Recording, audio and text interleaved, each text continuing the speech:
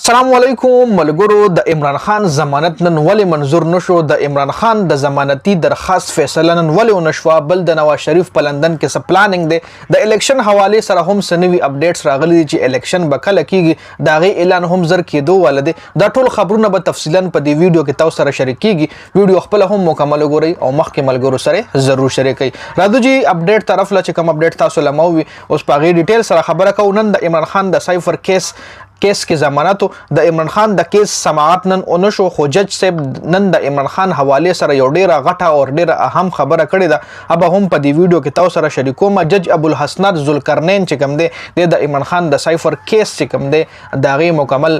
فیصله بده کوي خو نن په دې وجه د عمران خان ضمانت باندې ضمانت په دې وجه اونشو چې اسلام آباد های کورټ کې د عمران خان کورټ منتقلی درخواست پینډینګ کې دی او بل اوپن ټرایل سماعت ول درخواست هم پینډینګ کې دی نو جج صاحب ویلي دي کچره د تاسو دغه درخواستونه پینډینګ کی وي د پی ټی آی وکیلانو ته ویلي کچره د اسلام آباد های کورټ کې د پینډینګ درخواستونه واپس تاسو واخلئ نو البا په دې مقدمه سماعت کیږي د عمران خان چې کم ضمانتي درخواست په غي به اله مونږه ټرایل چلو چې کله تاسو نور کم پینډینګ درخواستونه دي چې کله تاسو واپس واخلئ نو په دې ورته د پی ټی آی وکیلانو ویلي چې ټیک د مونږ به د اسلام آباد های کورټ نه دغه درخواستونه واپس واخلو بل ورته جج دا هم وي چې تاسو زما عدالتي اختیار هم چیلنج کړی دی نو بیا ظاهره خبره ده چې زه دا کیس هم نشم اوریدل چې تاسو زما عدالتي اختیار هم چیلنج کړی دی نو تحریک انصاف قانوني ټیم ورته وي چې صحیح د مونږ بخپل درخواستونه واپس واخلو جی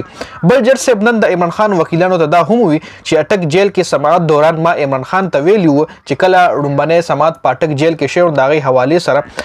جج وی چې ما عمران خان ته ویلو چې زه جج همایون دلاور نه يم بلکې زه یو بهادر جج او زه په میرټ په بنیاد باندې فیصله کوم او زه به یو فیر فیصله کوم دې ځکه د جج چې دا کومه خبره کړې د عمران خان وکیلانو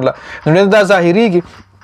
چې کم جج همایونو نو مطلب هغه یو بهادر جج نو او هغه فیر فیصله نه وکړي هغه په میرټ فیصله نه وکړي ځکه جج نن دا خبرو که چې زه په میرټ فیصله کوم زه یو بهادر جج ما او زه به فیر فیصله کوم ا دې مطلب دا چې لکه زه جج همایون دلاور نه مغوره زه به فیر فیصله کوم په میرټ باندې به فیصله کوم نو مطلب دا شو چې جج همایون دلاور په میرټ فیصله نه وکړي او ځل بیا واضح شو جی بل عمران خان بار وایي چې قانون دی د سایفر مکمل تحقیقات وکړي قانون دی حکومت ته څومره هم عدلیه ده هغه سایفر مکمل تحقیقاتو کې جزدي کې بي ګناي ما چون کې سایفر حواله سره د عمران خان خپل خور ته هم ویلو چې کله عمران خان خپل خور سره په جیل کې ملاقات نو هغه د سایفر حواله سره خپل خور ته ویلو چې سایفر کیس باندې حکومت چې کم دی یا سوق هم دي د سمره هم اسټابلیشمنت یا واټ ایور سوق هم دي نو هغه مطلب څه کسان دي چې هغه سایفر کیس کې بچکولو کوشش کوي اوس براشو د الیکشن حواله سره چې الیکشن کمیشن څه اعلان کړی دی الیکشن کمیشن د الیکشن شیډول هم تیار کړی دی او کې دی شي روان ګل روزله مطلب دغه صدر صاحب چې کوم دی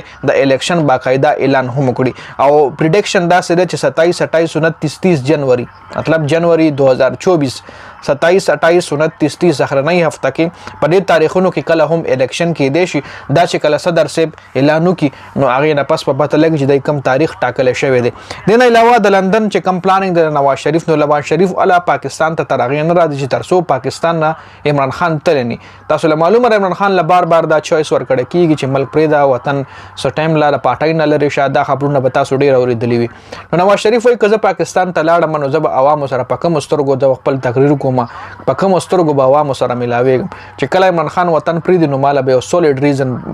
د غراشي په لاس نو زه بیا عوامو لویم چې دا خو هر یو حکمران کوي چې بس د حکومت ختم شي د ملک پرېدینو کما پرې خو څه چلو شو خیر دا بیا بعد کې پته لګي تر اوسه پرې دا اپډیټ سو ډیر زیات مننه جی والسلام